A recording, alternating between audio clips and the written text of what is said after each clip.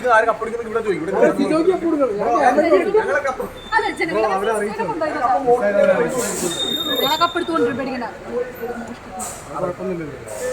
അങ്ങനെയാണെങ്കിൽ ഫസ്റ്റ് എൻട്രിക്ക് മറ്റേ കയറ്റാൻ പാടില്ലല്ലോ. ഞാൻ ഫ്ലൈറ്റ് ഉണ്ടാക്കിയല്ലേ. അങ്ങനെയല്ലോ നിങ്ങൾക്ക് പുത്തരില്ലല്ലോ. വിളിച്ചു പറഞ്ഞില്ലല്ലോ അല്ലേ? ഇതിന് 2 ഫീസ് പിന്നെ ഇവിടെ ജഡ്ജി. അവിടെ ഏറ്റവും വലിയ പ്രശ്നം ജഡ്ജിക്കാണ്. ടു ബി ഫ്രാങ്ക് ഞാൻ പറയും. സിജോനോട് വെച്ചേ 4 ജഡ്ജിയും കൊണ്ട് 30 ദിവസം ബിഗ് ബോസ് ഓടിച്ചാണ് സിജോ. എന്തോ പറയുന്നു. അതറിയില്ല നിങ്ങക്ക്? അയ്യോ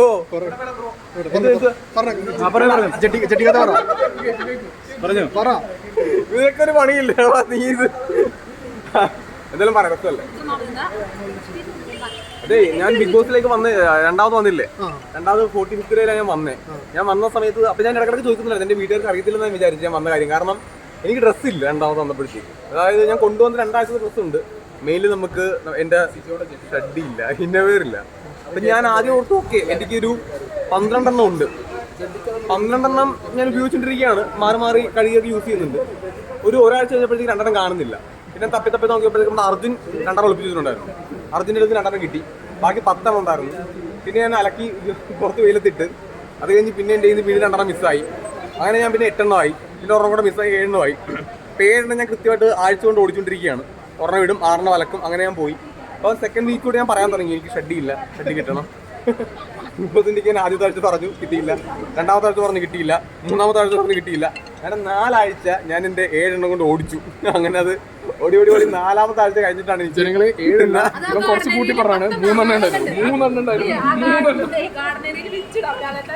അത് നിങ്ങൾ പുറത്തു വരാത്തതുകൊണ്ടാണ്. അത് രസമല്ലേ? അത് നമുക്ക് ആ സമയത്ത്. പിന്നെ എനിക്ക് ചോദിക്കാനുള്ളത് അർജുൻ എന്തിനും 2 എണ്ണം ഒളിപ്പിച്ചു എന്ന് എനിക്ക് ഇപ്പോഴും അറിയത്തില്ല. അത് അവൻ പുറത്തിറങ്ങിയിട്ടാണ് എനിക്ക് ചോദിക്കാനുണ്ട് എന്തിനാണ് 2 എണ്ണം ഒളിപ്പിച്ചു വെച്ചു എന്നുള്ളത്. അവൻ്റെ അടുത്ത് എനിക്ക് ചോദിക്കണം. ഇറങ്ങട്ടെ, അകത്തോന്ന് ചോദിക്കാനോ? അകത്തോന്നും ചോദിക്കാം. പക്ഷെ പുറത്തുനിന്ന് നിങ്ങൾ അറിയണമെങ്കിൽ പുറത്തുനിന്ന് ചോദിക്കണ്ടേ? അകത്തോ ചോദിച്ചാൽ ഇത് അറിയത്തില്ലല്ലോ. എന്തായാലും പുറത്ത് വരട്ടെ. അപ്പോൾ ചോദിക്കാം. ഇതിപ്പോ ആരാ കുത്തിപ്പൊക്കി? സായി ആയിരിക്കും അല്ലേ? നന്നായി. അതെനിക്കല്ലേ. ഓക്കെ, നിങ്ങൾ ആരെങ്കിലും വരുന്നുണ്ടോ? വരുന്നുണ്ട്. എല്ലാവരും വരും. സായി എനിക്ക് വന്ന് ഷർട്ട് ഉണ്ട്. അങ്ങനെ പറയാം. സായി മറ്റേ എൻ്റെ ബാനത്ത് ഇപ്പോൾ ഞാനത് എടുത്ത് വെച്ചിട്ടുണ്ട്. ഞാനത് ഒരു ദിവസം ഇടണം എന്ന് പറഞ്ഞിട്ട് എടുത്ത് വെച്ചതാ. എനിക്കായ സമയത്ത് എനിക്കൊരു ഷർട്ട് തന്നിട്ടാ പോയെ. അവൻ്റെ ആ ഒരു ഷർട്ട് എൻ്റെ ബാനത്ത് കിടപ്പുണ്ട്. സായി ചേട്ടാ ഇതുപോലെ പണിയെന്ന പോലെ എന്തെങ്കിലും തിരിച്ച് പണി കൊടുക്കാൻ ഇപ്പൊ പറഞ്ഞോളൂ. സായിയുടെ വൈഫ് വന്ന സമയത്ത് ഫ്രഞ്ച് കിസ് ചെയ്യണമെന്ന് ഞാൻ പറഞ്ഞിട്ടുണ്ട്. അത് ഞാനാണ് എൻ്റെ സൃഷ്ടിക്ക് വേണ്ടിയിട്ട്. അതായത് ഇതിനെൻ്റെ അടുത്ത് ഒരു ദിവസം സായി പറഞ്ഞു വൈഫ് വരുന്ന സമയത്ത് എൻ്റെ ആ പ്രൊമോ വൈറലാവും. ഞാൻ പറഞ്ഞു എങ്ങനെ വൈറലാക്കും എന്ന് ചോദിച്ചു. അപ്പോൾ അവൻ പറഞ്ഞത് ഇവിടെ ഹസ്ബൻഡ് ആൻഡ് വൈഫ് അപ്സരയ്ക്ക് എനിക്ക് മാത്രമേ ഉള്ളൂ, ഞങ്ങൾ എങ്ങനെയെങ്കിലും വൈറലാക്കും എന്ന് പറഞ്ഞു. ഞാൻ പറഞ്ഞു നിനക്ക് അത്ര തരുന്നുണ്ടെങ്കിൽ നീ നിന്റെ വൈഫ് വരുന്ന സമയത്ത് ഒരു ഫ്രഞ്ച് കിസ് ചെയ്യാൻ പറ്റുമെന്ന് ഞാൻ ചോദിച്ചു. അപ്പോൾ ഇവൻ പറഞ്ഞത് അത് ഉറപ്പായിട്ട് ഞാൻ ചെയ്യാം, ആദ്യം ഇങ്ങനെ മടിച്ചതിൽ പിന്നെ ചെയ്യാമെന്ന് പറഞ്ഞു. പിന്നെ വൈഫ് വന്ന സമയത്ത് ഇതിന് ഫ്രഞ്ച് കിസ് ചെയ്യാൻ ഭയങ്കര മടി. ഇവനാണെങ്കിലേ മറ്റേ നമ്മുടെ വീക്കെൻഡ് എപ്പിസോഡിൽ ലാലേട്ടൻ വന്ന ഒരു ദിവസം ഒരു ഉമ്മ വെക്കുന്ന ടാസ്ക് ഉണ്ടായിരുന്നല്ലോ, കിസ് ചെയ്യിപ്പിക്കുന്നത് എല്ലാവരും മറ്റേ ലിപ്സ്റ്റിക്ക് തേച്ചിട്ട്. ആ സമയത്ത് ഇതിന് ഭയങ്കര ഇക്കള. അപ്പോൾ നിങ്ങൾ ചുമ്മാ തൊട്ട് നോക്കുന്നത് അല്ല, ഇതിന് ഭയങ്കര ഇക്കളാ. അപ്പോൾ സ്നേഹം വന്ന സമയത്ത് ഞാൻ പറഞ്ഞു കിസ് ചെയ്യാൻ പറഞ്ഞു, ഫ്രഞ്ച് കിസ് ചെയ്യാൻ വേണ്ടി പറഞ്ഞു. ഇതിന് ഭയങ്കര നാണം. അതോട് പിന്നെ നാണം എന്തായിരുന്നു? ഭയങ്കര നാണല്ലായിരുന്നു. അല്ലല്ല, അയ്യോ അത് സ്നേഹം വന്ന സമയത്ത് ഭയങ്കര നാണമായിരുന്നു. അപ്പൊ ഞങ്ങൾ പറഞ്ഞു, അപ്പൊ ഞാൻ പറഞ്ഞാടാ നിനക്ക് ധൈര്യം ഉണ്ടെങ്കിൽ ഇപ്പൊ നീ പോയിട്ട് വൈഫിനെ കിസ് ചെയ്യടാ, സ്നേഹം കിസ് ചെയ്യാൻ വേണ്ടി പറഞ്ഞു. അങ്ങനെ പിന്നെ ഇപ്പൊ ഇക്കളൊക്കെ മറന്നുണ്ടാ ഭയങ്കര തൊട്ട ഭയങ്കര അവന് ഭയങ്കര ഇക്കള. അങ്ങനെ ഓടിപ്പോയിട്ട് ആരും തൊട്ടുറ അങ്ങനെയാണ് ആവുമ്പോൾ ഓടിപ്പോയിട്ട് അതാ ഞാൻ നീ സത്യം പറ, സ്നേഹ കിസ് ആര് പറഞ്ഞിട്ടായിരുന്നു? കണ്ട ഞാൻ അവരുടെ കിസ് ചെയ്ത് ഞാൻ കിസ് ചെയ്തില്ല. ഞാൻ കിസ് ചെയ്യാൻ കല്യാണം കഴിഞ്ഞിട്ടില്ല. കല്യാണം കഴിഞ്ഞ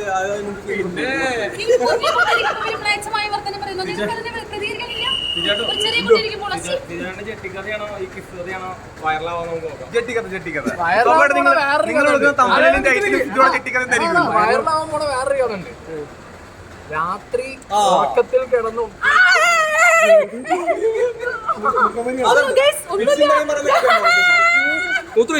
പറയട്ടെ. അതൊന്നല്ല, ഒരു ദിവസം ഞങ്ങള് ഫസ്റ്റ് വഴികാട് പോയതല്ലേ, നമുക്കറിയില്ല. അപ്പൊ ഞാന്, നന്ദന, അഭിഷേക്, നല്ല തരത്തണേ. ജിൻഡോ, ഞങ്ങളാണ് റൂമിൽ കിടക്കണത്.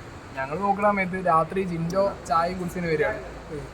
ഞാൻ കടന്നു, ജിൻഡോ എന്റെ ബാക്കിൽ വന്ന് കടന്നു. ഒരാൾ നീച്ചിട്ട് ഒരു തക്കാളി.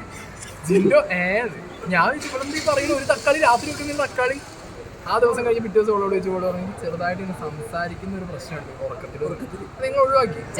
പിന്നുള്ള ദിവസങ്ങളിൽ വരുന്നെന്താ ഒരു ദിവസം രാത്രി, എടാ സായി വൃത്തികെട്ടവനെ, നീ ഗ്രൂപ്പ് കളിക്കുമല്ലോ എന്നൊക്കെ പറഞ്ഞു പെരുന്തറി.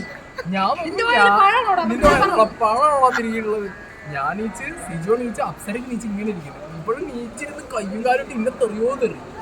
ഞാൻ പറയടി നന്ദന ഓക്കെ ഒറ്റ കിടന്നു.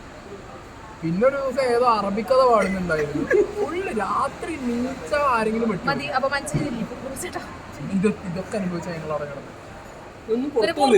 രണ്ടാളുടെ കൂർക്കമതി സായിച്ചേട്ടനാണെങ്കിലോ വായ തുറന്നിട്ടാണ് കൂർക്കമതി, സിജോ ചേട്ടനാണെങ്കിലോ രണ്ടാളോ ഇവിടെ ഞാൻ നടിക്കില്ല ചെറുത്താണ്ടി കടലിൽ നടിക്കില്ല വെട്ട പോലെ. ഞാൻ കൂർക്കമതിയുടെ കൂർക്കമതി കഴിച്ചു. ഇങ്ങനെ എന്താ പറയാ,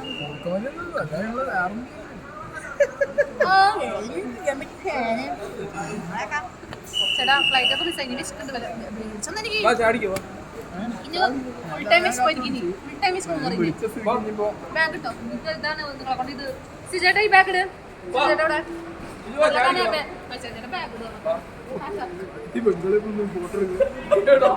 ഇവിടെ भैया एपरे को क्या हुआ എനിക്ക് പാന്റ് വിളിച്ചാൽ എനിക്ക് വയ്യ, എനിക്കറിയാം. അതെന്റെ മന്തിക്കടന്റെ മെക്കാനിക്സ് ഞാൻ മന്തിക്കടയാ.